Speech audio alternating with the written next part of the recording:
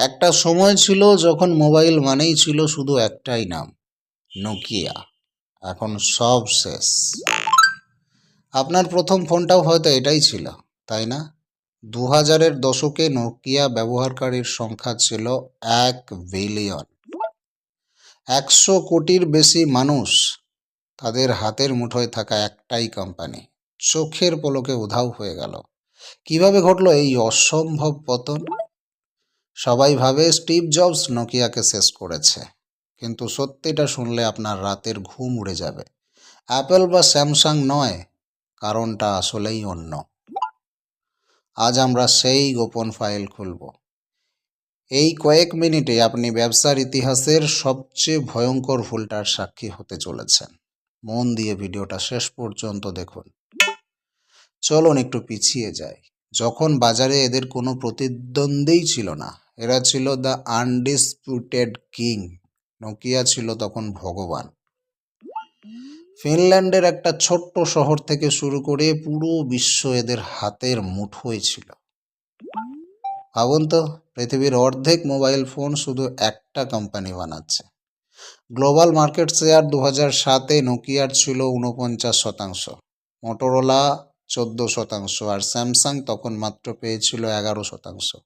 এটা তো একচেটিয়া রাজত্ব ছিল নোকিয়ার, তাই নয় কি? একটা নোকিয়ার আইকনিক রিংটোন, সেই হ্যান্ডশেক করা সিন মনে পড়ছে? এই সুরটা দিনে কতবার বাজতো জানেন? বিশ্বজুড়ে প্রতিদিন প্রায় 200 কোটি বার নোকিয়ার আইকনিক রিংটোনটা শোনা যেত।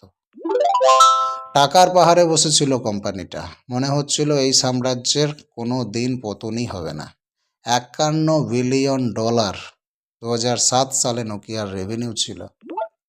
কিন্তু এই অতিরিক্ত আত্মবিশ্বাসী ডেকে আনলো সবচেয়ে বড় বিপদ। ওলি পেক্কা, যে নোকিয়ার তৎকালীন সিইও ছিল, যিনি বিপদের গন্ধটাই পাননি। সালটা ছিল 2007। ক্যালিফোর্নিয়ার এক মঞ্চে ঘটল সেই ঐতিহাসিক ঘটনা, সেই ওয়ার্নিং সাইন, অ্যাপেলের আগমন। স্টিভ জবস এমন একটা জিনিস দেখালেন যা কেউ কল্পনাও করেনি। একটা ফোন যাতে কোনো ফিজিক্যাল বোতাম নেই। 9 জানুয়ারি 2007 লঞ্চ করলেন আইফোন। পৃথিবী চিরতরে বদলে যেতে শুরু করলো। জানেন এই ফোনটা দেখে নোকিয়ার কর্তারা কি বলেছিলেন? নোকিয়ার প্রতিক্রিয়া ছিল শুধু হাসি আর তাচ্ছিল্য। তারা রীতিমতো হেসে উড়িয়ে দিয়েছিলেন, এটা একটা খেলনা মাত্র, এটা টিকবে না। নোকিয়ার চিফ স্ট্র্যাটেজিস্টের এটাই মন্তব্য ছিল। তারা ভেবেছিল, কে কিনবে এত দামি ফোন যার ব্যাটারি একদিনও টেকে না? এই একটা ভুল মূল্যায়ন, আর এখানেই লেখা হয়ে গেল নোকিয়ার মৃত্যু পরোয়ানা। অহংকারী পতনের মূল ছিল। অন্ধকারের শুরু এখান থেকেই। মানুষ ততদিনে বুঝে গেছে ভবিষ্যৎ কোনটা, কিন্তু নোকিয়া তখনও তাদের পুরনো কিপ্যাড আঁকড়ে ধরে বসে আছে। বাইরে থেকে নোকিয়াকে শক্ত মনে হলেও ভেতরে ভেতরে কোম্পানিটায় পচন ধরে গিয়েছিল। ইন্টারনাল রট। এখান থেকেই শুরু ভয়ের সংস্কৃতি। হ্যাঁ, ঠিকই শুনছেন। আইফোনের 3 বছর আগেই নোকিয়ার ইঞ্জিনিয়াররা টাচ স্ক্রিন প্রোটোটাইপ বানিয়ে ফেলেছিলেন। এটা হচ্ছে টপ সিক্রেট। বোর্ড 2004 থেকেই টাচ স্ক্রিন সম্পর্কে জানতো, কিন্তু বাতিল করে দেয়। এত বড় একটা আবিষ্কার শুধু খরচ বাঁচানোর জন্য ড্রয়ারে বন্দি করে রাখা হলো। ম্যানেজমেন্ট ভয় পেত সে কারণে, আর খরচ বাড়বে বলে উদ্ভাবনকেই তারা থামিয়ে দিয়েছিল, যেটা তাদের সবথেকে বড় ভুল ছিল। নিচের তলার কর্মীরা জানতো আইফোন কতটা ভয়ঙ্কর, কিন্তু বসদের সে কথা বলার সাহস কারোর ছিল না। কেউ সত্যিটা বলতেই সাহস পেত না। আর তাদের সেই পুরনো অপারেটিং সিস্টেম, ওটা তো ততদিনের রীতিমতো জোড়াতালি দিয়ে চলছিল, সেই সিম্বিয়ান সিস্টেম। তখন মানুষ অ্যান্ড্রয়েড ব্যবহার করা শুরু করে দিয়েছে, সিম্বিয়ান কি আর চলে? গুগলের অ্যান্ড্রয়েড যখন বাজারে এলো, ডেভেলপাররা নোকিয়া ছেড়ে পালাতে শুরু করলো। তখন সিম্বিয়ান ওএস মাত্র 10%, আর অ্যান্ড্রয়েড ব্যবহার হতে শুরু হয়ে গেছে 90%। 2007 থেকে 2010 গ্রাফটা এমনভাবে নামলো যেন পাহাড়ের চূড়া থেকে কেউ ধাক্কা মেরে ফেলে দিয়েছে। নোকিয়ার মার্কেট শেয়ারের পতন এইভাবে হলো। কোম্পানি বাঁচাতে 2010 সালে আনা হলো এক নতুন রক্ষাকর্তাকে, দ্য ট্রোজেন হর্স, স্টিফেন ইলফের আগমন। কিন্তু তিনি কি আসলেই রক্ষাকর্তা ছিলেন? স্টিফেন ইলফ নোকিয়ার নতুন সিইও হলেন। মাইক্রোসফট থেকে তাকে আনা হলো। নোকিয়ার ইতিহাসে প্রথম নন ফিনিশ সিইও তিনি। আর তিনি এসেই দিলেন একটা ভয়ঙ্কর বোমা। কি সেই বোমা? কোম্পানির সব কর্মীদের পাঠানো হলো একটা গোপন ইমেল, যা পরে ইন্টারনেটেই ফাঁস হয়ে যায়। নিজের কোম্পানির প্রোডাক্টকে নিজেই জ্বলন্ত প্ল্যাটফর্ম বললেন। ভাবা যায়? আমরা একটা জ্বলন্ত প্ল্যাটফর্মে দাঁড়িয়ে আছি, আমাদের জলে ঝাঁপ দিতেই হবে। 2011 স্টিফেন ইলফের এটাই মন্তব্য। আর জলে ঝাঁপ দেওয়ার নামে তিনি এমন এক পার্টনার বাছলেন যা তাদের পুরোপুরি ডুবিয়ে ছাড়ল। নোকিয়া উইন্ডোজ ফোনের সাথে হাত মেলালো।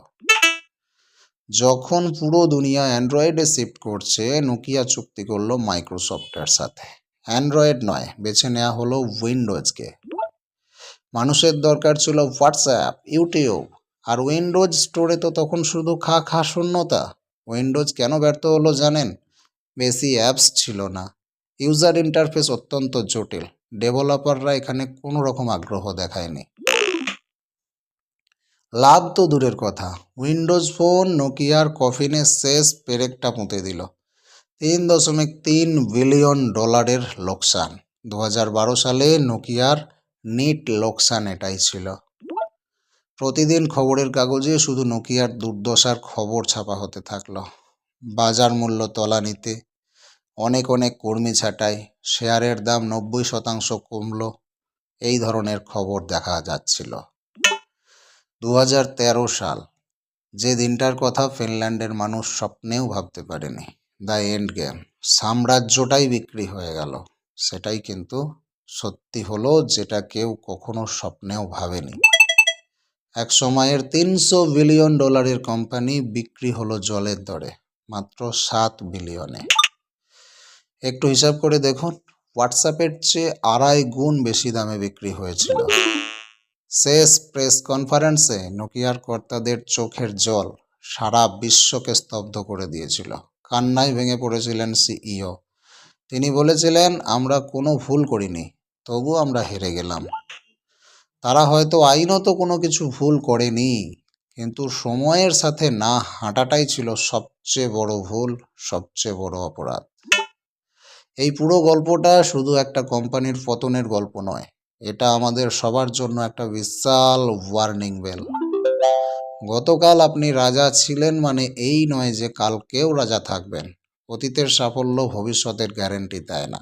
আপনি যতই বড় হন, পতন হতে সময় লাগে না। অহংকার পতনের মূল কারণ। অ্যাপেলকে ছোট ভেবে নোকিয়া যে ভুল করেছিল, সেই একই ভুল ব্লকবাস্টার করেছিল নেটফ্লিক্সকে নিয়ে। টিকে থাকার নিয়ম হচ্ছে বাজারকে সম্মান করতে হবে, প্রতিযোগীকে অবজ্ঞা করা চলবে না, এবং পরিবর্তনকে আলিঙ্গন করতে হবে। নোকিয়া যেটা মোটেও করেনি, অ্যান্ড্রয়েডে শিফট করেনি। আজ আমরা এমন এক যুগে দাঁড়িয়ে আছি যেখানে প্রযুক্তি রোজ পাল্টাচ্ছে। আপনি যদি ভাবেন আপনার চাকরি বা ব্যবসা একদম নিরাপদ, তাহলে নোকিয়ার ইতিহাসটা আবার মনে করুন। এখন এআই রেভলিউশনের যুগ। যারা মানিয়ে নেবে না, তারা নোকিয়ার মতোই হারিয়ে যাবে।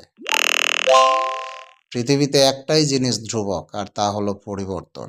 আগামীর বিশ্ব বদলাও, নয়তো হারিয়ে যাও। একটু ভেবে দেখুন তো, আপনিও কি নিজের জীবনে পুরনো কোনো আইডিয়া আঁকড়ে ধরে বসে আছেন? আপনার জীবনের উইন্ডোজ ফোন ডিসিশন কোনটা? ইতিহাসের এই অন্ধকার অধ্যায়গুলো আমাদের চোখ খুলে দেয়। পরের গল্পটা শুনতে চান? জলদি ভোট দিন। কোডাকের পতন বিষয়ে নাকি ইয়াহুর বোকামি বিষয়ে? কোন টপিকে ভিডিও চাইছেন? পরের ভিডিও।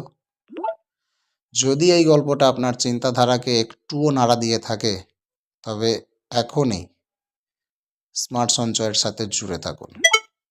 কারণ ইতিহাস শুধু পড়লে হয় না, ইতিহাস থেকে শিখতে হয়। দেখা হচ্ছে পরের ভিডিওতে। আগামী সপ্তাহে আসছে নতুন চমক।